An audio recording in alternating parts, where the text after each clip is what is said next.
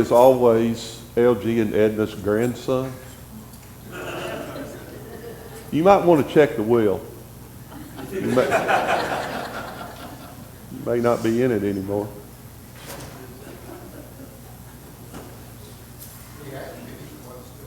It still works.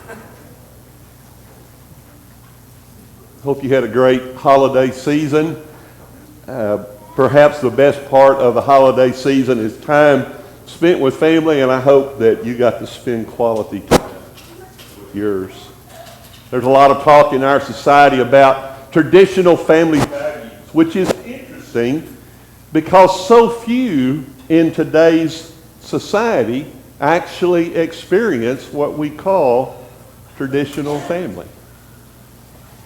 The idea of family is so diverse in our culture. Yet we all have this one thing in common. When it comes to our family of origin, we did not have a choice in the matter. You know the old saying, you can pick your friends, but you can't pick your family.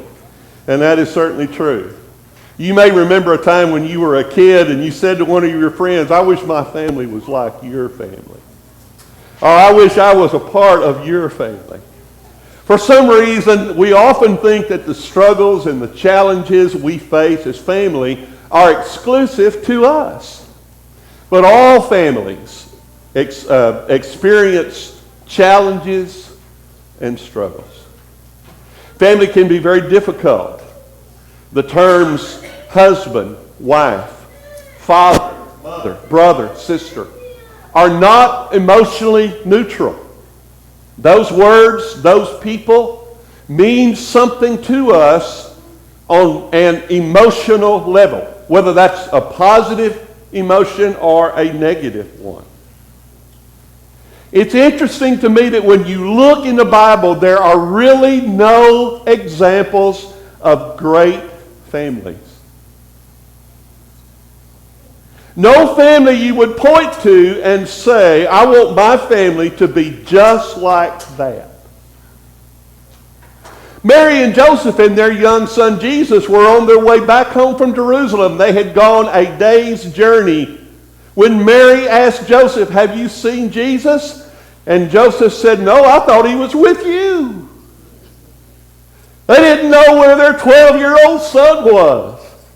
So they went back to Jerusalem. It was 3 days before they found him. They'd have probably got turned into CPS today. The first recorded homicide is brother killing brother. Adam and Eve's son Cain killed his brother Abel, and it's all been kind of downhill from there as far as family is concerned. The first civil war in ancient Israel was King David's son trying to run him out of town so that he could have his throne. That's pretty much how family goes as we read of it in the Old Testament. Jesus really didn't have much to say about family. What we read in the New Testament are the apostles, especially the Apostle Paul, taking the words of Jesus about how people treat people and inserting them into how family is to work.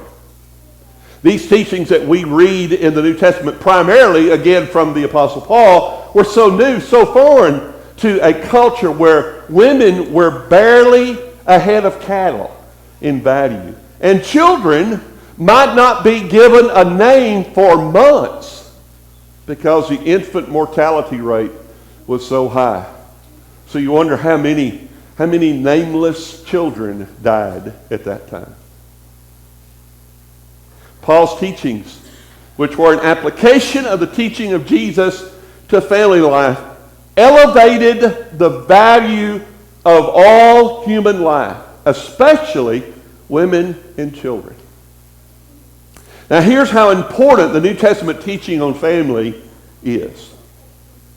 Since the first century, in virtually every culture where a Christian worldview has been embraced, women and children have fared better.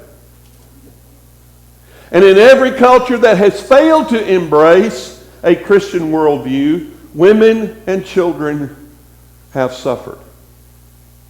And that's still true in our world today. When Jesus died on the cross, he died for all.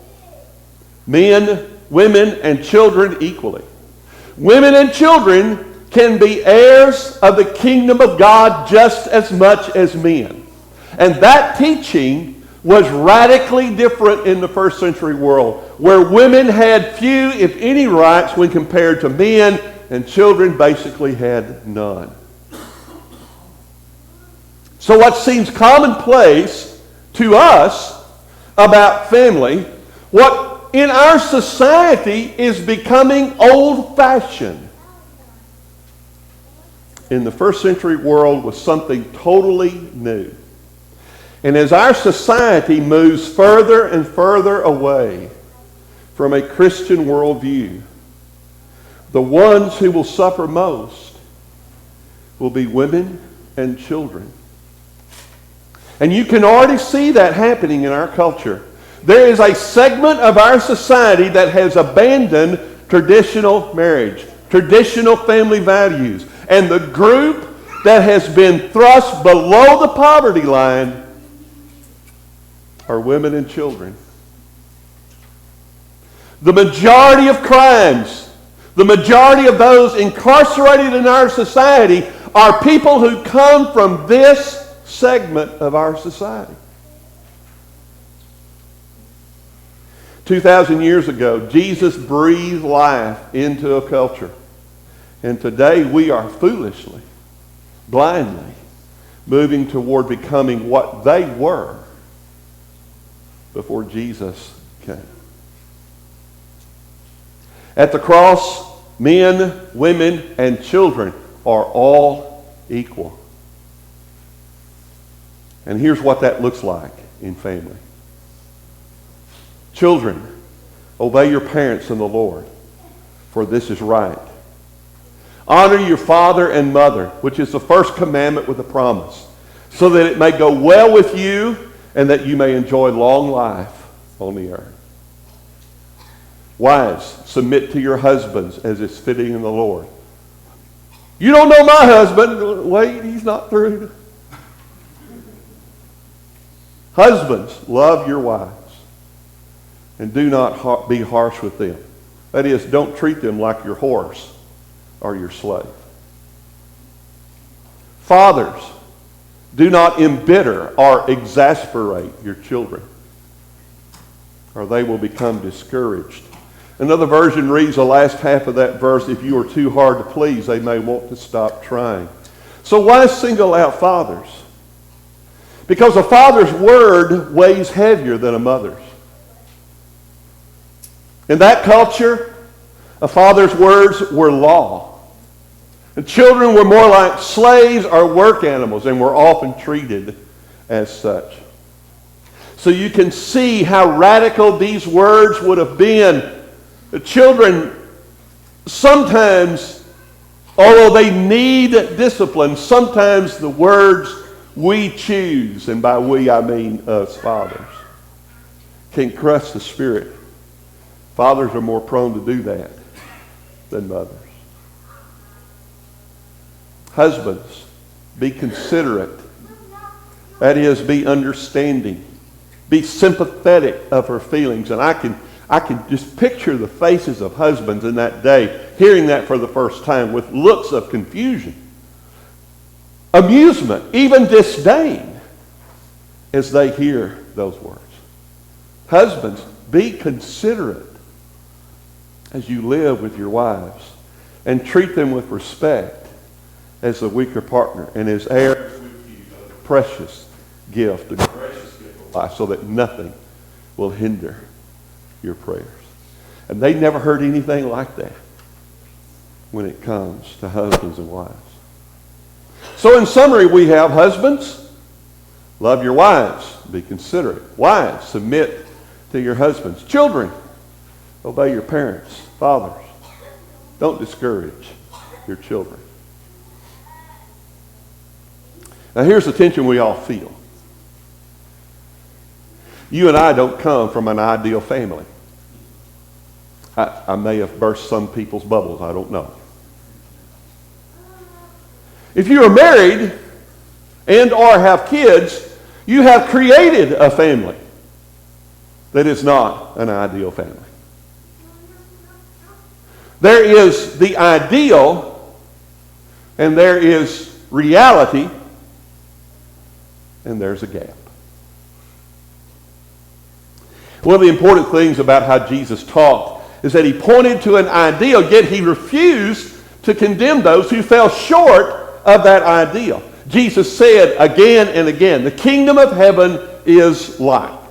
And every time he said that, he raised the standard of how people are to live their lives, of what kingdom life was like. For instance, the law said don't commit adultery, which meant you did not have sex with someone you're not married to. But Jesus said adultery is much more than that. If you lust after a woman you're not married to, you have committed adultery in your heart, which potentially made an adulterer of every man listening to him. And possibly some women. Jesus, you just made us all adulterers. What's going to happen to us? I'm going to forgive you. And a perfect illustration of that is a woman who was caught in adultery. She did not meet the standard. Even physically, she did not meet that standard. And yet Jesus forgave her. Here's the challenge we all face. Are we willing to embrace the ideal that may never be a reality in our current situation? Or will we set aside the ideal in order to feel better about ourselves in our current situation? And we're going to kind of unpack that a little bit for the next couple of minutes. A perfect illustration of this is found in Matthew 19, which we spent a lot of time on several weeks back. So we're just going to kind of hit the high points this morning. Some Pharisees came to Jesus to test him. Is it lawful for a man to divorce his wife for any and every reason? And although it was a debate among the religious leaders, that was the dominant law in Israel.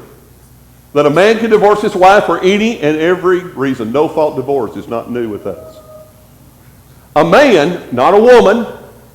A woman had no legal right to divorce her husband. A man could simply walk into his house, say to his wife, I divorce you, and that was it. She was out on the street.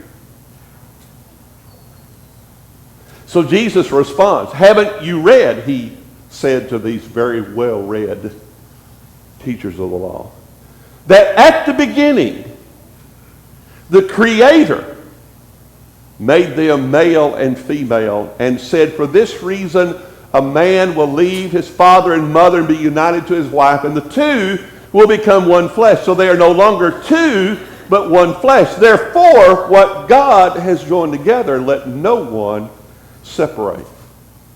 Because you may remember, you cannot unone what God has made one.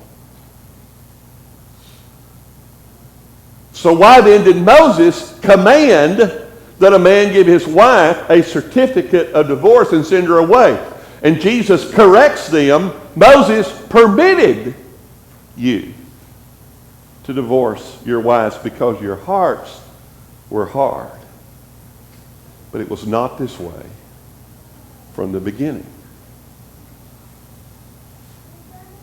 Jesus, what are you going to do to all these divorced people? I'm not going to do anything to them. I'm going to do something for them. What are you going to do for them? I'm going to give my life for them. What does that mean? You're letting us all off the hook. And there's the tension. There's the reality of the world that we live in.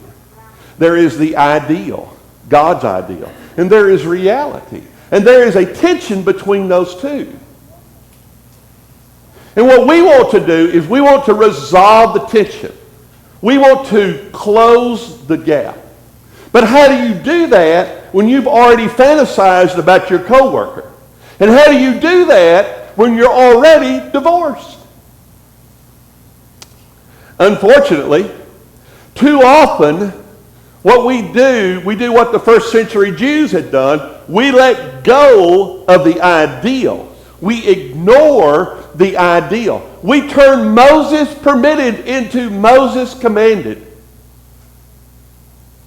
Reality becomes the rule we live by. And we just don't worry about the tension between reality and the ideal anymore. That's what we have done. And by we, I mean our society and the Christian community. And that's not what Jesus wants. Jesus calls us, he instructs us to follow him into the complexity of family life and to embrace the tension between what is ideal and what is reality. So here we go again.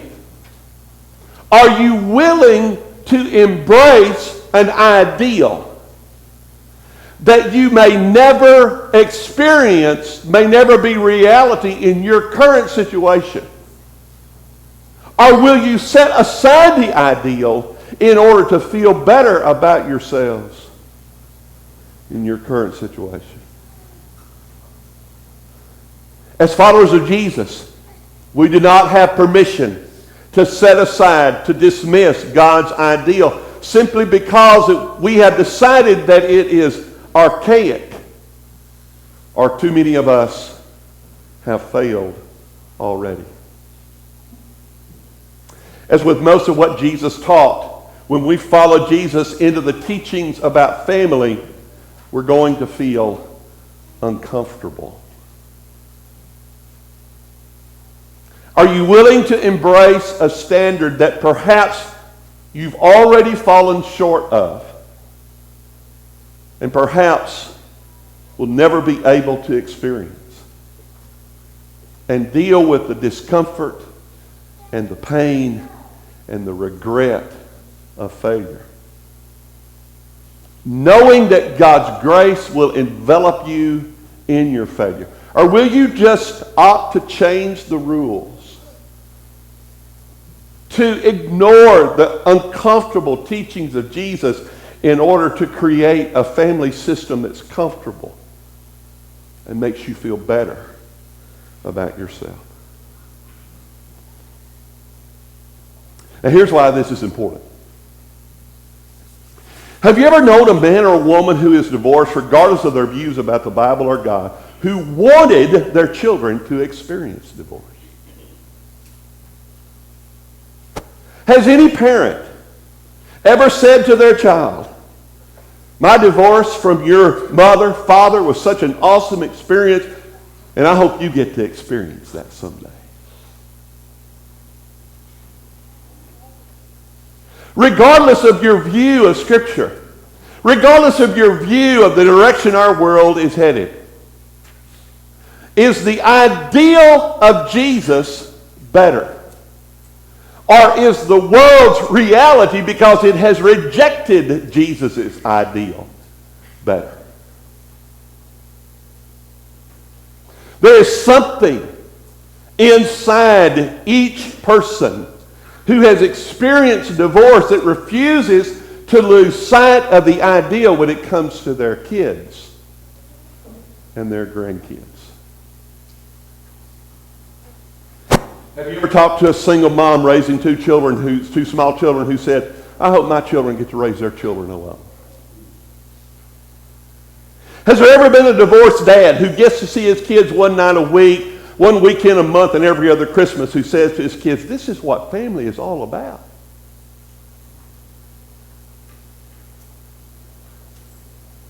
There is something inside of us, regardless of our religious views, our understanding of God, that just knows that's not right. And we dare not, we cannot lose sight of the ideal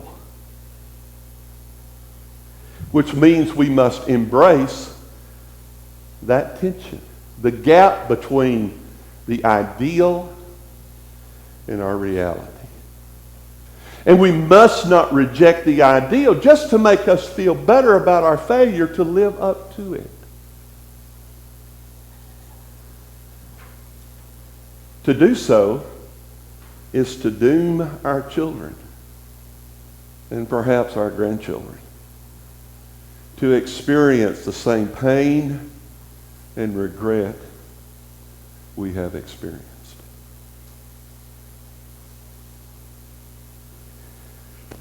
Over the next few weeks, we're going to explore this tension in family. And I hope you'll be here to participate in that. So here we are in the 21st century, in the year 2016, and Jesus is inviting us to embrace the radical, life-changing values that he spoke 2,000 years ago, teaching that changed the world. Regardless of our past, regardless of our present situation, Jesus calls us to embrace, to live, to teach, especially to our own children and our grandchildren, the ideals, the values that create the new life in us. The born-again life that we can find only in Jesus Christ. I call you this first Sunday of this new year to dedicate your life to embracing those ideals of Jesus. Most of us, all of us, are going to need grace for that because we've already failed. So we're going to need grace for that which the Lord freely, lovingly gives to us. And now I call us to dedicate ourselves to embracing and living our lives by those ideals. If you need to share something with us this morning, you can do that now. Let's stand and sing the song. I heard